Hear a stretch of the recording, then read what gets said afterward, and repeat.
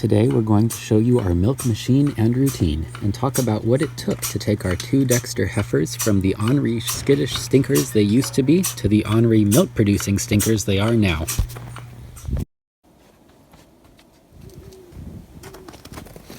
So this is where it begins. It's usually about 8:30 at night. We separate them off. Baby cows have had milk with the moms all day, and we're gonna take them off for 12 hours, 11 hours, so that we can get a little for ourselves in the morning. Since it's winter, it's cold, it's dark, but it's also quite quiet, and we've got a nice little few snow flurries starting.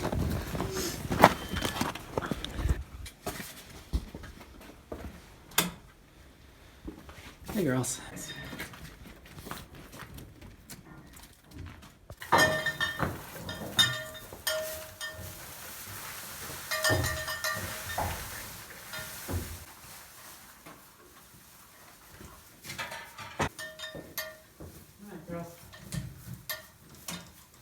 Now normally we just leave the inflations in the cups and clean them there, but we'll show you the full build that we go through about once a week after a deep cleaning. A couple essential tools include an inflation brush, pulsator oil, and the milk filters. We just place our milk filter in a normal strainer, but we're not going to deal with processing in this video.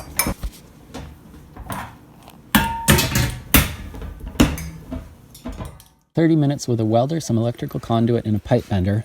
Okay, it was actually a brake shoe welded to an A-arm, but it worked like a pipe bender, and we managed to put this cart together. It's definitely worth it since the milker weighs 18 pounds, and usually after milking it's up around 25 to 30.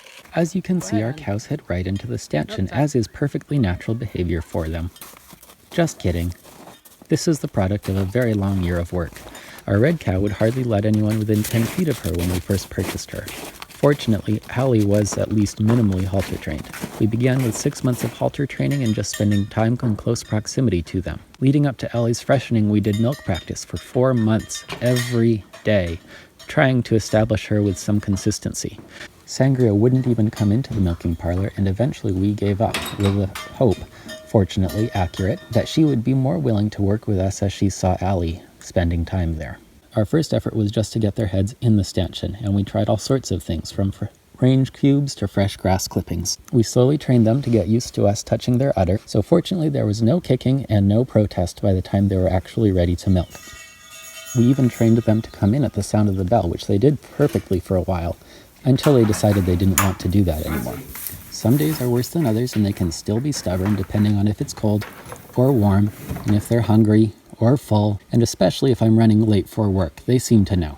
Honestly, going back, we would probably not start with heifers. It would have been worth the $500 extra, but we'll hit that more in another video reviewing our cow purchases. Now we calf share, and that means that the calves get all their food from their mom's milk. The calves get to drink for 12 hours a day, and then we move them off for 12 hours a day. This has a lot of benefits.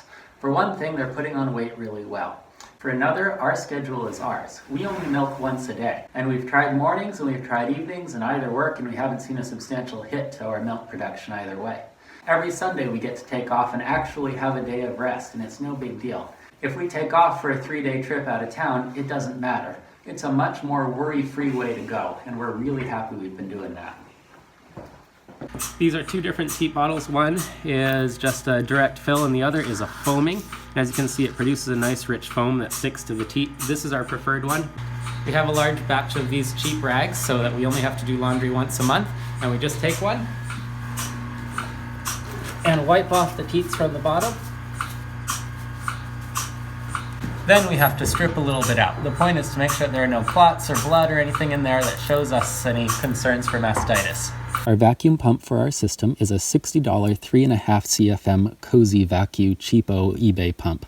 In the hottest parts of summer, it does overheat and shut down if there's not a little fan blowing on it, and it barely has enough power to run 9 PSI. It performs acceptably, but if we were to do it again, we'd probably go for a 5 or 8 CFM. This is a surcingle that we made out of a toe strap and a piece of metal that we bent to shape and put some grommets in. So we just slide that over her back, pop it into place, and the surcingle, hold some down pressure, and pop each inflation up. The surge milker lid itself has a clever solution to turning off vacuum when not needed.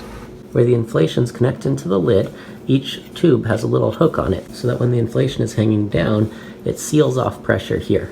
And as soon as you lift the inflation up, air flows through freely and you have vacuum to that teat. And we just sit and wait while the milk does its job. The little valves in there are releasing both a squeezing pressure and a sucking. You can hear the milk hitting the bottom of the pail. Well, Mom waits too. Now, unfortunately, it's been really difficult to get the cows to let down for us. So we have to bring a calf in to drink off of one of the quarters while we milk the other three.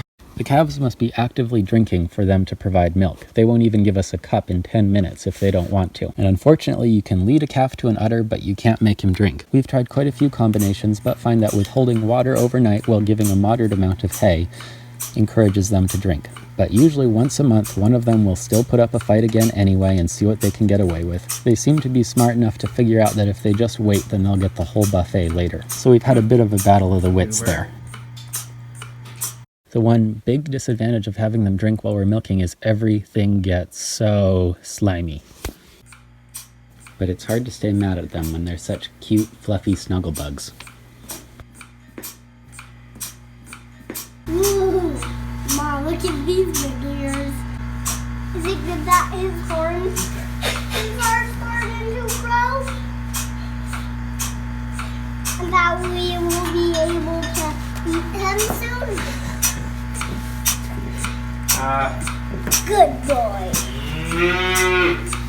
Sanger actually has some extra teats right here and here. These are called supernumerary teats, and one of them does produce milk. The baby calf keeps this one active, and sometimes it causes problems when we're milking because he'll reach around this inflation to get to it and knock the inflation off. So we have to stand by and monitor him while he's drinking. We don't usually bother with a post-it because we just take the inflations off as they run out and the calves work their way around all the teats. The idea is that the saliva will help seal the teats and clean them off from any of the bacteria they might have gotten. As she empties out and we can't feel very much more up in her bag, the teats get small and start sucking air. You can hear them start to screech. So we hold down pressure against the bottom of the tube. It releases vacuum and then just pops it off.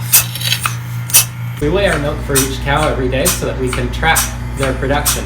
You can check out a list of that production on a spreadsheet we have over on our Facebook page at Cozy Cow Family Farm. Some other tools we have in here include a direct plumb hose and a broom to help clean up. Unfortunately, it's the winter, so the hose lines are all frozen up and we can't use that to clean up, so it's pretty filthy in here right now.